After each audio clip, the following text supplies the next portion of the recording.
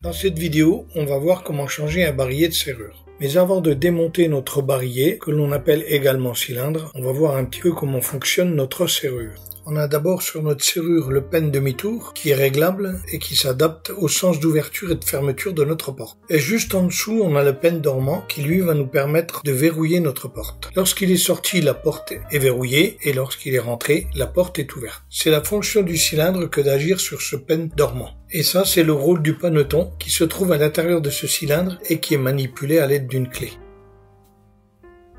Pour démonter donc la serrure, on commence par enlever la vis de fixation du barillet, comme vous venez de le voir dans la vidéo. Pour acheter votre nouveau barillet, vous avez un lien affilié en description. Maintenant, pour sortir notre barillet, on va mettre la clé dans la serrure et on va aligner le paneton au milieu de notre usinage. Il suffit ensuite de pousser d'un côté et de tirer de l'autre avec des petits mouvements transversaux et on va facilement sortir notre cylindre. Il suffit de faire la même opération inverse avec notre nouveau cylindre. Une fois celui-ci mis en position, on va le bloquer avec la vis. Je vous conseille de ne pas serrer, simplement bloquer le cylindre, sinon on peut avoir du mal à redémonter. Si la vis est trop serrée, il va falloir forcer sur la tête de vis et on risque d'abîmer l'empreinte de la vis, ce qui va rendre très compliqué le démontage du barillet. Avant de voir comment mesurer le cylindre, il faut savoir que votre barillet côté extérieur ne doit pas dépasser. Le barillet doit se trouver à fleur.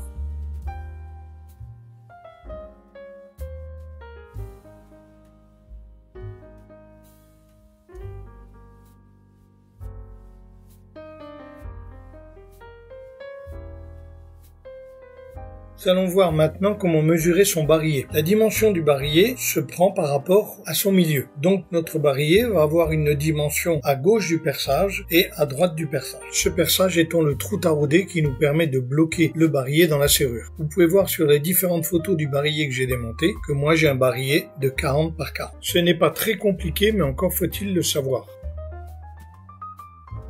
Pour ce qui est des différents cylindres, nous avons en premier le cylindre standard ou cylindre à double entrée. Il a deux entrées de clé, c'est le cylindre le plus commun. Le cylindre débrayable est identique au cylindre standard, mais il permet d'ouvrir et de fermer une porte alors que l'on a une clé qui se trouve dans la serrure. Les deux derniers cylindres n'ont qu'une entrée de clé. Le demi-cylindre condamne l'accès au barillet d'un côté de la porte et le cylindre bouton permet d'agir sur le paneton sans clé par l'intermédiaire d'un bouton. Et pour finir, il existe une certification A2P qui permet d'évaluer la résistance du cylindre contre l'intrusion. Voilà pour cette petite vidéo. Si cette vidéo vous a plu, n'oubliez pas de liker, de partager et de mettre un commentaire. Moi je vous dis à bientôt.